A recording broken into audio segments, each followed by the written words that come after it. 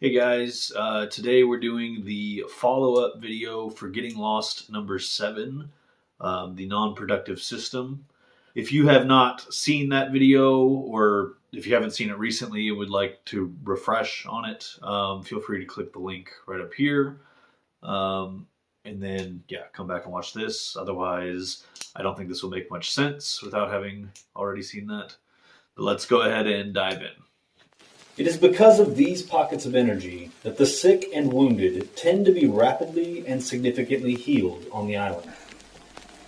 There are certain places with great energy, spots on the Earth, like the one we're above now. Perhaps this energy is geological, magnetic, or perhaps it's something else. And when possible, I harness this energy and give it to others.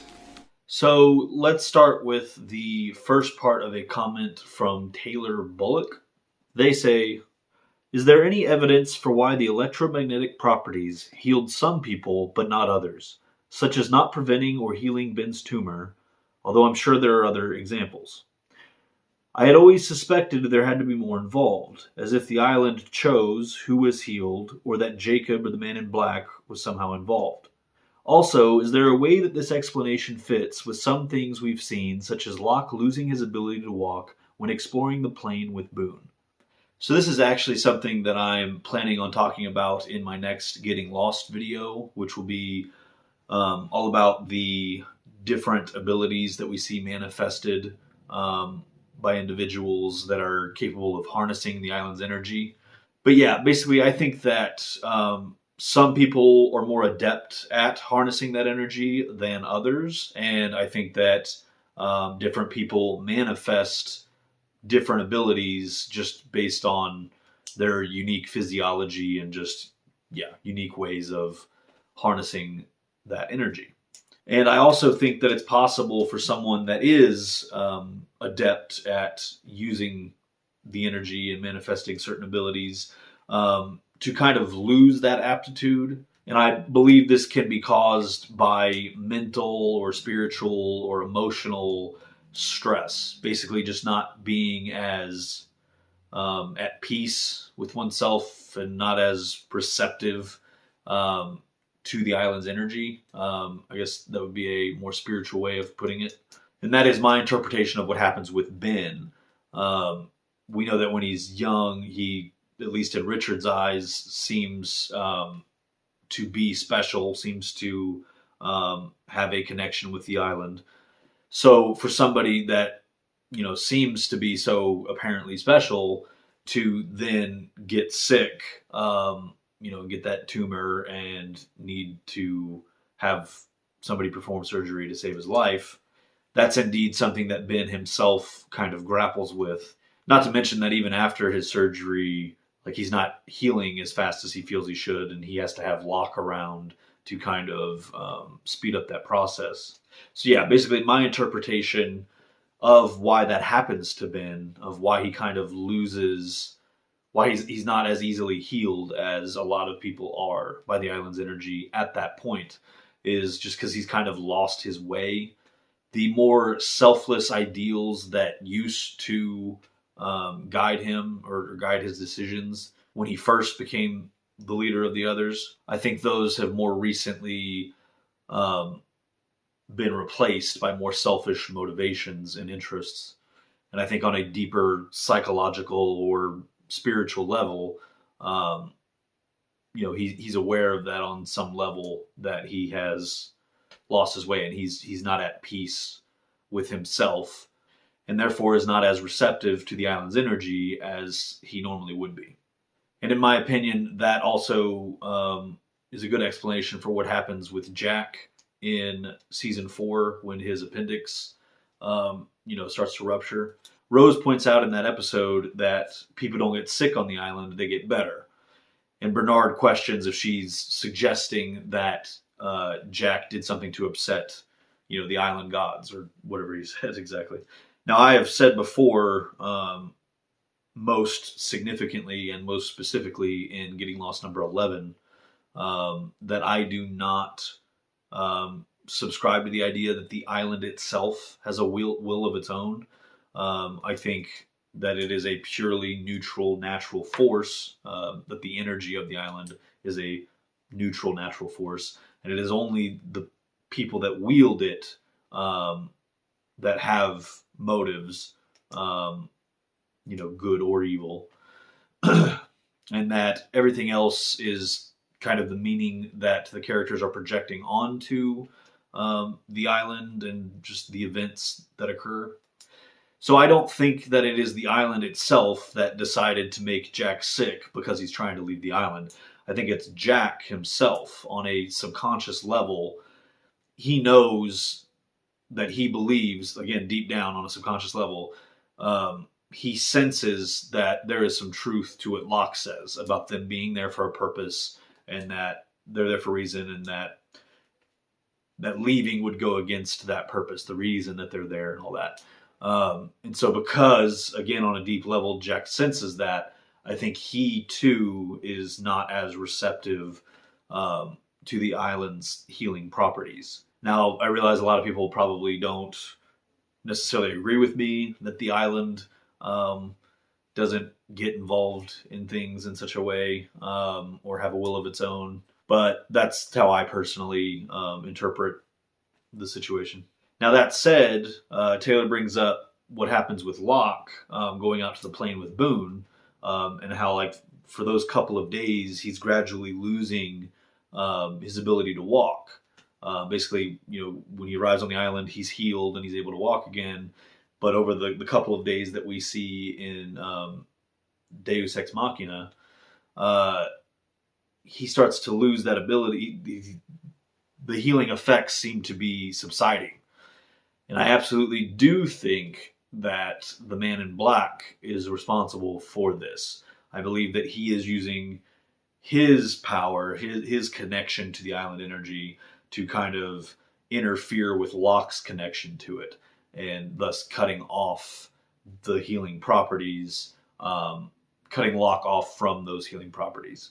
This, of course, causes Locke to send Boone up to the plane on his own, which results in Boone falling and ultimately dying. Boone is pretty much certainly a candidate, which means the Man in Black would want him dead. Obviously, Locke, too, is a candidate, but the Man in Black is having such an easy time manipulating him at this point that I do not believe the Man in Black would want him dead at this stage.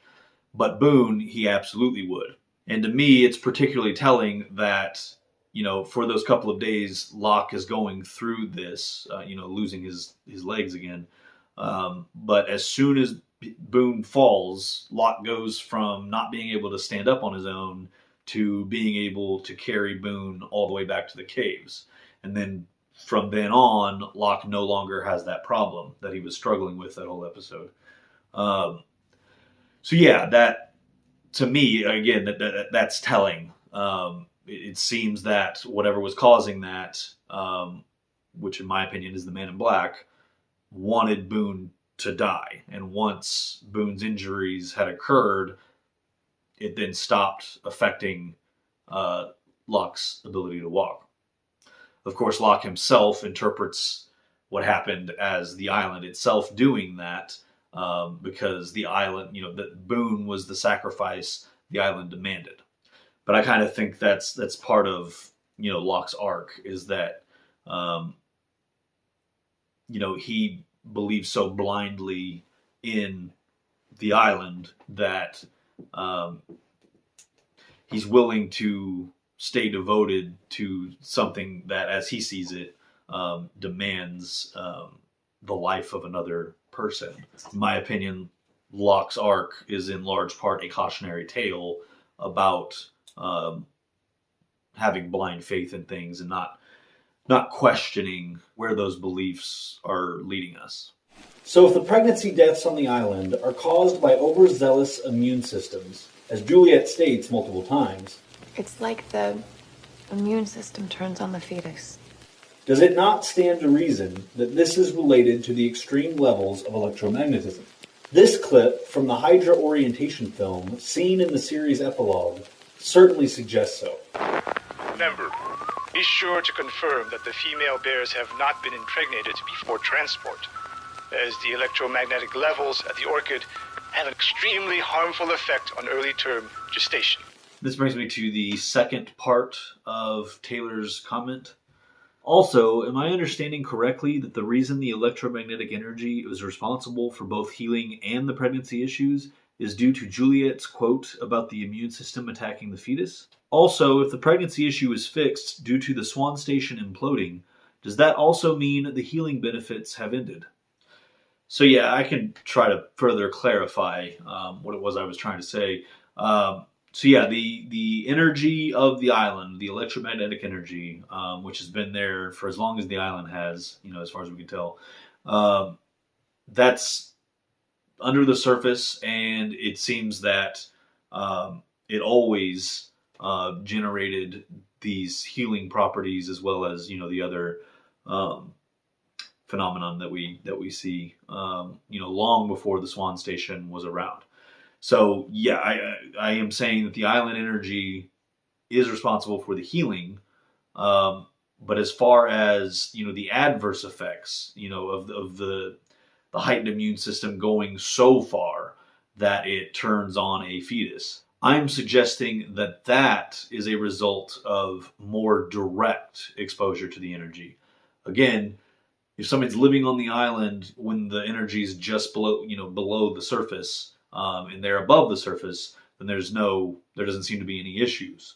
But if you say take a polar bear that is pregnant and take it underground near a concentration or a pocket of that energy, it is likely to have harmful effects. I've talked before how I believe that's probably what happened to the Egyptians. The Egyptians were digging underground to finish the donkey wheel, to dig all those underground tunnels, and it seems that they were probably involved in the experimentation on the source. The cork has Egyptian hieroglyphs on it, so it seems likely that some of those bodies you see down there are Egyptians. So all that's to say, that would explain why the Egyptians would have fertility issues as well. They were very active underground, getting the more direct exposure to that electromagnetic energy, thus potentially explaining why they would have erected a statue of a fertility god or goddess. But as for the more modern fertility issues, what I'm saying is that after the incident and after the Swan is built to discharge that electromagnetic energy, what is basically happening is the Swan station, every 108 minutes or less for nearly 30 years, is discharging built up energy onto the surface. So it's basically bombarding the surface with all of this built up electromagnetic energy on a very frequent basis. That is where I'm suggesting the adverse effects are coming in.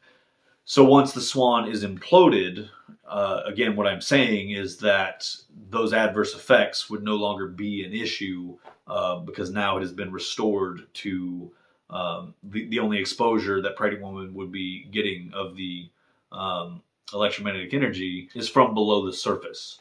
The exposure they're getting is no longer as direct as when the Swan was discharging that energy. We know that the leak itself was caused by the drill. Then, the very last thing we see happen in this sequence is... Come on, you son of a bitch! So what exactly happened here?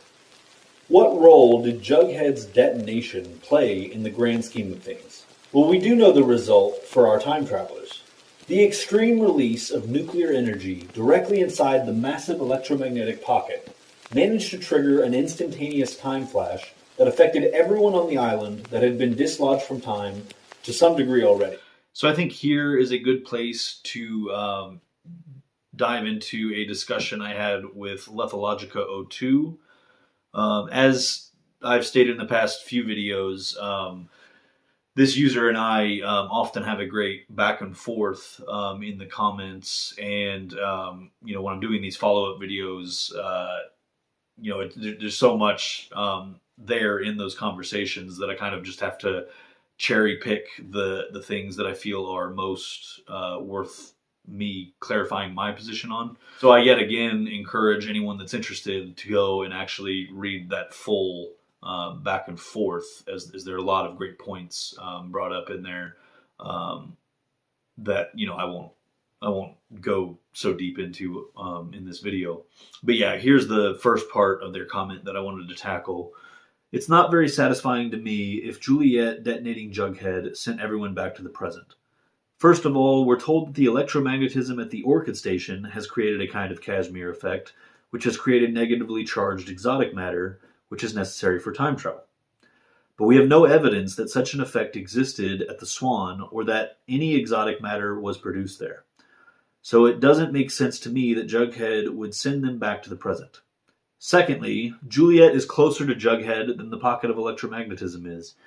If Juliet successfully detonated Jughead, it would incinerate her a fraction of a second before it hit the pocket of electromagnetic energy. But Juliet survived the blast, which tells us that she time traveled before Jughead's blast hit the electromagnetic energy. So since Jacob told the man in black they're coming, and Jacob seems to have the ability to manipulate the island's energy regardless of where he's at, I think it makes more sense that Jacob pulled them all to 2007 once they had fulfilled their destinies in the past. To their first point about the orientation video for the Orchid, specifically talks about the Casimir effect that pocket creates, and that that doesn't necessarily mean the same thing happens at the Swan pocket. So yeah, basically the way I see it, all of these pockets are essentially the same energy. They're different deposits of the electromagnetic energy that basically the largest concentration is the source. But these other pockets, are connected to the source, which, in turn is connected to various pockets of electromagnetism all over the world. Eloise kind of talks about that in 316 at the lamppost station. So yeah, basically what I'm saying is that the Swan pocket is the same type of energy as the Orchid pocket, only based on what Daniel Faraday says to Dr. Chang, it is 30,000 times stronger. So in my opinion, this makes it even more likely to have those effects on time. Indeed, we know that when Desmond turns the failsafe, he gets that blast of energy from the Swan pocket that dislodges his mind in time. And while that is a bit different than physically displacing something or someone in time, I would also point to the perimeter of the island, kind of the bubble that it's in. That barrier, if you don't come in at the right angles, it also kind of warps space-time. A good example is what happens to the doctor from the freighter.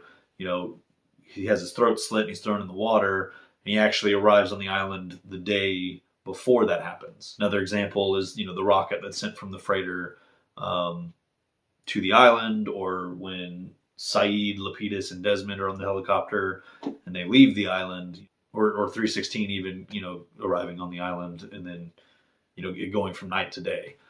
These are all examples of, the time displacement that occurs when crossing over the barrier of electromagnetic energy. So all of that's to say that I don't believe the Orchid pocket is the only one that causes, the time complications. As for why I believe Dharma picked that pocket specifically to do their experiments with time instead of, say, the Swan pocket, I think, in my opinion, or in my head, there's a couple different reasons for that. One, the simplest being that they seem to have found the Orchid pocket first. Another one, if you've seen Getting Lost number 9, you'll know that I believe somebody high up in the Dharma organization actually had previous experience with the island, and I believe they knew of the donkey wheel chamber, and therefore, they knew to send Dharma to that location to study that energy, knowing that does have an effect on time. As for their second point about Juliet hitting the bomb in the idea that it would incinerate her before it hits the pocket. I think I can do a better job explaining what I think happens there. So basically, what we see happen, what causes Juliet to fall in that hole to begin with, is the drill hits the pocket and it causes the leak of electromagnetic energy. So I think the better way to explain it is like a gas leak. If you hit a pocket of gas and the gas starts leaking, then the gas is in the air all around you. So basically, when Juliet ends up in that hole with the bomb and with the rock, she starts hitting it. Everything down there is completely surrounded by that electromagnetic energy. So she's holding the rock, she hits the bomb goes off. What I'm saying, because they're all enveloped in this energy, there is, and she's not touching it directly, there's the casing and then the rock. I think that there's the smallest, most, imperceivable instant where the detonation, interacts or connects with the energy before it would, completely destroy her. And I think in that instant, it causes the time flash, which affects everyone that's on the island that had already been dislodged in time previously. So yeah, I'm saying that the time flash that is triggered by her hitting that bomb affects all of the people that had been dislodged from time previously that are on the island, and only those people. Now that said, their point about Jacob being responsible for them flashing to the present, I actually don't 100% disagree with that. I believe that Juliet caused the time flash, but I believe Jacob was absolutely holding them at bay, like holding their arrival at bay until the moment of his death. And I think the reason for him doing that was that, the way that it looks in 77 is that all these people were vaporized. And so in the present day, when, Sun figures out that, okay, they went into the past, and they find out from Richard that, they all died. From the Man in Black's perspective, all the candidates are dead, except for potentially Sun, because he doesn't know if Quan refers to her or not. So yeah, in theory, all he has left is Jacob, and then maybe Sun, who, again, I've talked about this before, he can just have, as long as the others continue believing that he is Locke and he is their leader and they have to follow his orders, he can just have them kill her and then he's home free. But by Jacob holding these people at bay from arriving, and then they only emerge from non-existence at the moment of his death, then that then acts as a new wrinkle for the Man in Black that he wasn't quite prepared for, and that he has to then somewhat improvise around. So yes, I do agree that when they arrive, after they flash from 1977, I agree that where they arrive is the doing of Jacob. I believe that they arrived at the moment of his death for that reason. But I do believe that it is Juliet's choice to hit the bomb that, causes them to be able to flash at all. I think perhaps another bit of evidence to kind of support that is the fact that it wasn't just the candidates that go from 1977 to 2007. I think if Jacob were the one that was responsible for reaching back in time and scooping them back into the present, it raises the question of why he would bother bringing Rose and Bernard back. We know that they aren't candidates, and they were willfully staying out of, events, and therefore, they had no reason to be brought to the present. I feel the same thing could be said for Juliet. She fell a long way into that hole and, was as good as dead already.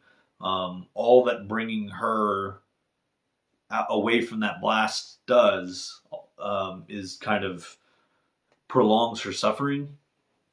If she had just been left in that hole when the bomb detonates, then she would be put out of her misery, in that instant. Now, I do remember that Lethologico 2 responded to me saying that, perhaps Jacob, had the foresight to see how her interaction with Sawyer might affect things moving forward. And, I don't remember if they said that specifically, but you could make the case too about Rose and Bernard, them retrieving Desmond. My problem with that is if Jacob had that level of foresight, I wouldn't find that as compelling. I also think that there's evidence to kind of contradict that. The thing that I pointed to was Jacob seems to very clearly hesitate before telling Hurley to take Saeed to the temple. He does not at all seem confident in what the result of that will be. So while I agree that Jacob absolutely has a level of foresight due to his abilities, I don't think he is omniscient. I don't think he knows every single detail of everything that's going to happen. And again, I would find that less compelling if that had been suggested to be the case. Furthermore, in the Rose and Bernard example, them getting Desmond out of the well didn't actually have a big effect on anything. If he had been left there, then the Man in Black and Ben would have found him, and then they would have proceeded on their way, which, again, is ultimately what happens with Rose and Bernard finding him, is they just have that extra step of finding Rose and Bernard and taking Desmond. So ultimately, they didn't actually have much of an effect on the events that led to the Men in Black's defeat. So yeah, to kind of sum that up, again, to me, the fact that not a single person that flashed from 1977 to 2007 hadn't been dislodged previously, and not a single person that had been dislodged previously and was still alive was left behind in 1977. To me, yeah, that just suggests that this is why the people that flashed that time flashed. Sorry, I was letting it get so dark. I was trying to finish that last section before turning on the light. It gets dark here pretty early this time of year. But okay, moving on to Lethologica 02's second point that I wanted to address. In the Swan orientation film, Chang says that the Swan station was in operation as an experimental station before there was an incident that required the button to be installed. When the Lost video game came out, the writer said the incident room, which could be found in the game, was canon. The missing piece of the Swan orientation film said that using the computer for anything other than pushing the button could lead to another incident. So all this taken together makes it sound like the 1977 incident isn't the same incident spoken of in the Swan orientation film to me. So yes, in the Swan orientation film, I'm just going to put the clip in of what Chang says exactly. The Station 3 was originally constructed as a laboratory where scientists could work to understand the unique electromagnetic fluctuations emanating from this sector of the island. Not long after the experiments began, however, there was an incident. And since that time, the following protocol has been observed. Now, I would agree that this statement does seem to suggest that the Swan station, once built, did originally function a bit differently than how it does, with the button. The fact that he says not long after the experiments began, there was an incident, would suggest, they had built the station and done experiments before the incident that made the button necessary occurred. Obviously, the incident that we see depicted at the end of season 5 is, when they've just begun construction, so it doesn't seem likely that they had been doing any experiments there yet.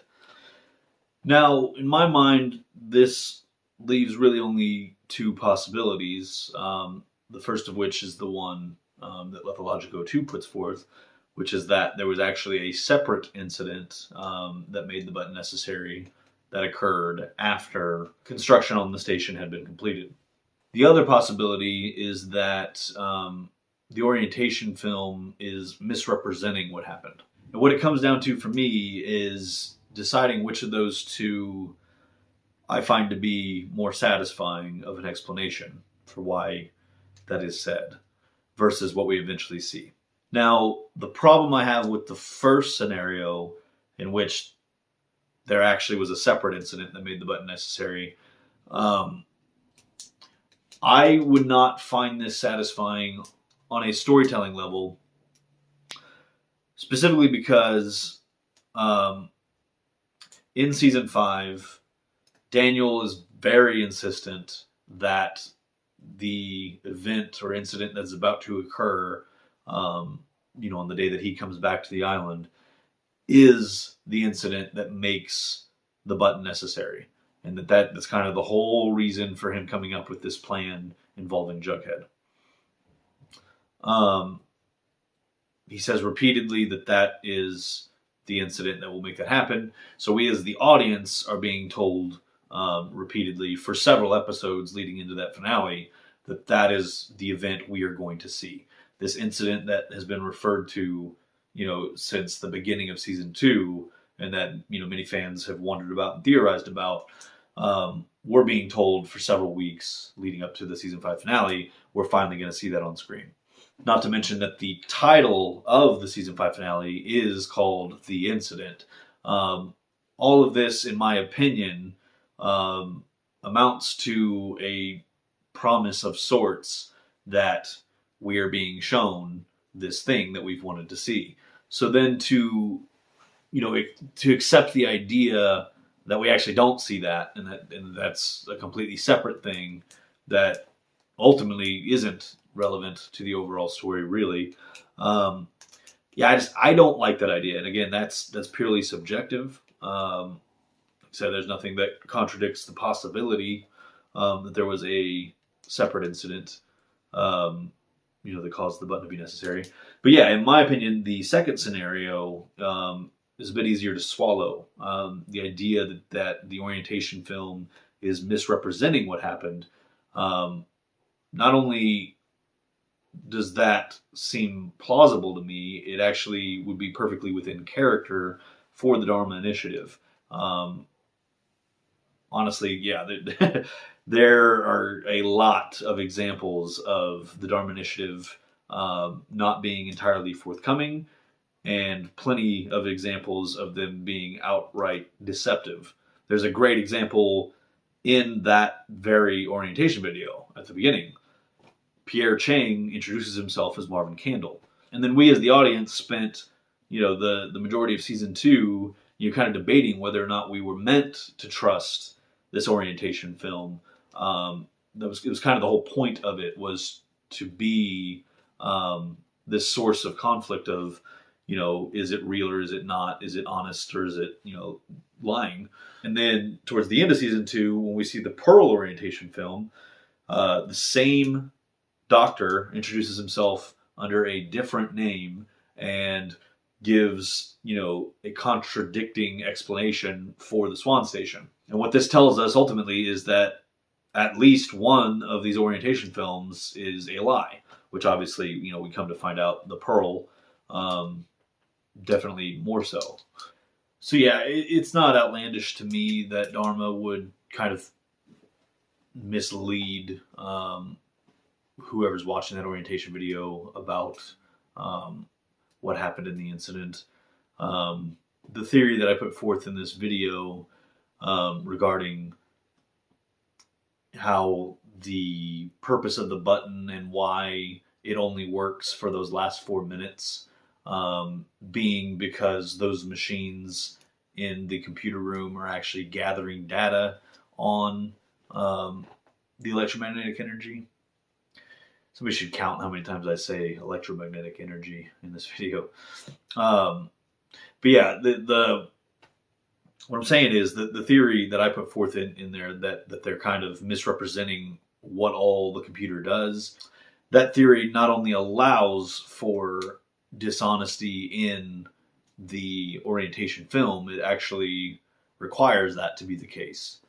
Now, as far as the video game Via Domus and what is canon regarding that, I've talked before about what is canon and what what some people regard as canon that I might not, and vice versa. Where I personally stand on that game is that it's not canon. As far as what the showrunners intended, on Lostpedia it says, although the game has been stated to be non-canon, the designs are the creator's intended layout for the blocked sections of the Swan Station, and locations from the game are considered canonical so long as they do not dispute established locations from the show. So that video game was released in February of 2008, which was a few weeks into the airing of Season 4, therefore well before they had written the Season 5 finale.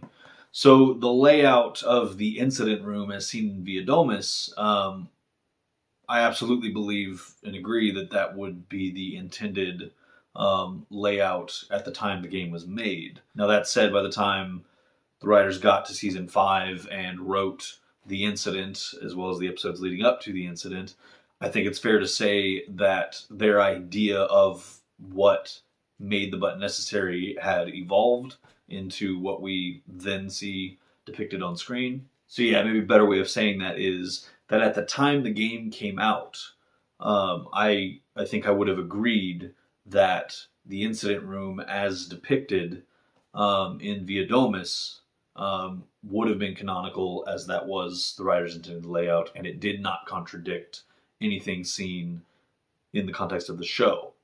However, over a year later, once the incident had been depicted on screen, this was no longer the case. And since that time, I would argue that what you see in Via Domus as far as the incident room layout is now contradicted by what was seen on screen. Now, as for that last component about the missing piece of the Swan orientation film, suggesting that attempting to use the computer for anything other than pressing the button could lead to another incident, Lethologico 2 pointed to that as one more piece to suggest that something related to the computer perhaps caused the incident. At least if I understood Lethologico 2's point correctly, I believe that's what they're saying. And my response to that piece in particular is just that I think what the video is saying is that attempting to use the computer for anything that it's not intended for, that being solely pressing the button, could risk causing the computer to malfunction. If the computer malfunctions and is unable to discharge that energy, then it would continue to build up in, past the critical level, as we see in the Season 2 finale, and the result would be essentially another incident. So from my perspective, that piece of the orientation film does not necessarily mean that the computer originally caused the incident, or something related to that didn't necessarily cause the incident.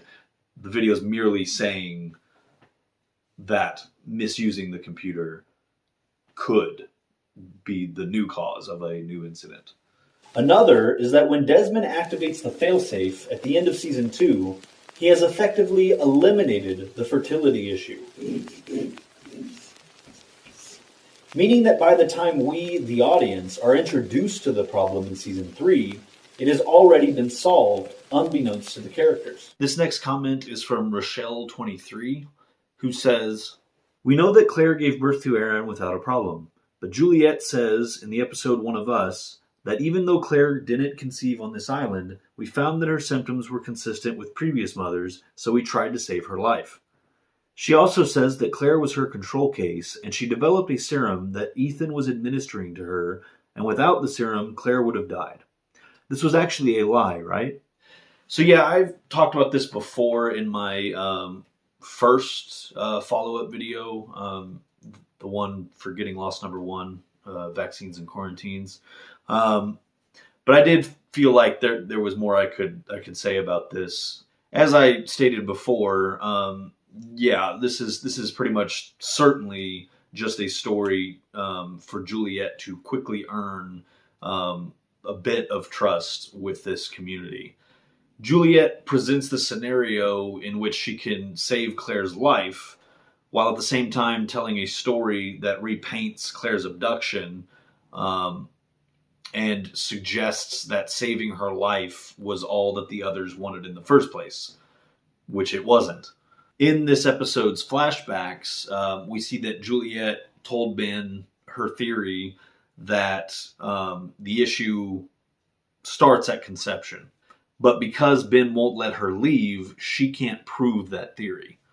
But when Flight 815 crashes on the island and has a pregnant woman who didn't conceive on island, she becomes their first real chance to prove or disprove this theory. And sure enough, she was right. This is why the others want Aaron. This is why they want Claire's baby. They want to do research on him and try to understand why late-stage pregnancies aren't affected the same way the ones that conceive on island are. So Juliet's story that Claire would have been affected the same way, and that she only survived because of Juliet's serum, we know that that's not true for a couple of reasons. Probably the biggest one is that what Juliet then goes on to tell Son, which is that she'll be fine if she conceived the baby off island. That right there tells you that that means Claire was fine, because obviously she conceived Aaron off island. If her story about Claire only surviving because of the serum were true, then that would mean Son would still be in the same amount of danger regardless of when she conceived the child. Furthermore, if they had saved Claire's life with that serum, and even though she had been in danger the same way, that would have been a huge, huge breakthrough and potentially solved the whole issue the others were having with these fertility problems. And therefore, it would not have been necessary to send Juliet on this elaborate mission to find more pregnant women to continue the research. And as I also said in my very first Getting Lost video, what Claire is injected with by Ethan seems to be the same stuff that the Swan occupants were injecting themselves with, which I've talked about, I believe is merely a medication to counteract the negative effects of electromagnetic exposure. It makes sense that the others would want to inject Claire, and specifically her baby, with this medication in an attempt to avoid any complications. And this does also seem to be the same thing that Juliet injects Claire with when Juliet comes to their camp. So all of this together, yes, suggests that this serum was made up and it was just part of the ruse for Juliet to become to gain some trust within the community, just enough to hopefully do her job and complete her mission. It's okay. It's not your fault. Pregnant women are dying on this island. I was brought here to help fix that. So whose fault is it?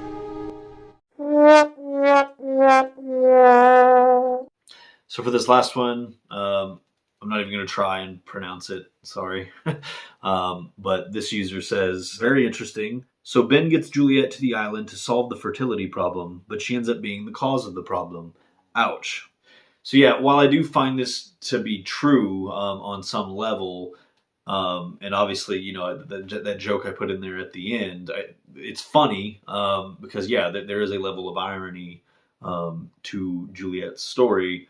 But I do feel like what is sometimes overlooked, or what is sometimes undermined by that irony, is the fact that Juliet's last act of hitting the bomb, I feel like it was a heroic one. And in truth, it isn't that action specifically that she should in any way be held accountable for the fertility issues. At that point, the leak has happened. The damage is done in that regard. And not to mention, again, what I put forth in this video is that Dharma didn't need to implement the button system. They could have, her hitting the bomb effectively reseals the pocket.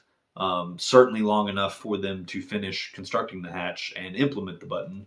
So it seems to me there absolutely would have been an option for Dharma to permanently reseal that pocket.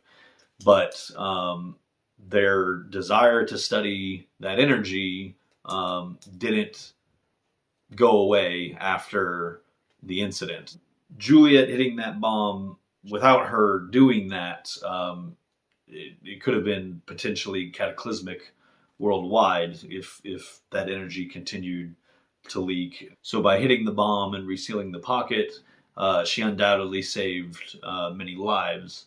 The only way in which I would say that Juliet is somewhat culpable for the fertility issues is that, once she decides to support Jack's plan and takes part in the shootout, if not for those actions, Rudzinski and his team, they might have stopped the drill before hitting the pocket, if not for the shootout.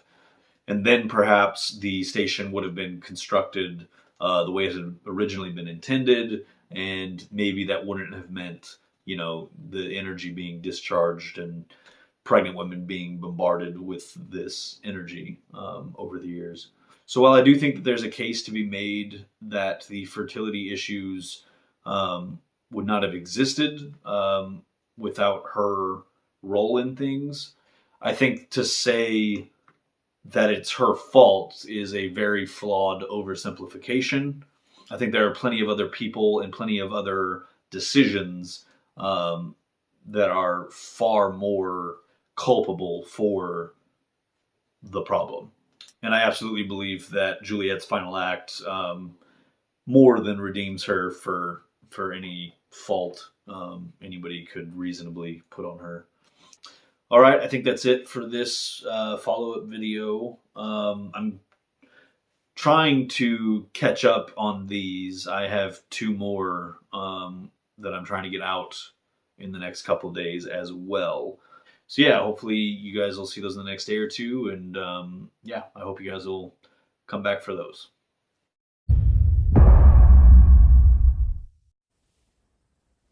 Oh, hello there. If you're like me, you can't get enough of Lost. So if you'd like to be notified when more videos like this one arrive, just click right up here to subscribe. In the meantime, if you'd like to check out other videos like this one, just click right up here. Or, if you'd like to check out a fun talk show filmed in an abandoned Dharma broadcast station, just click right over here. And as always, remember that this channel is like the island. It wants you to come back.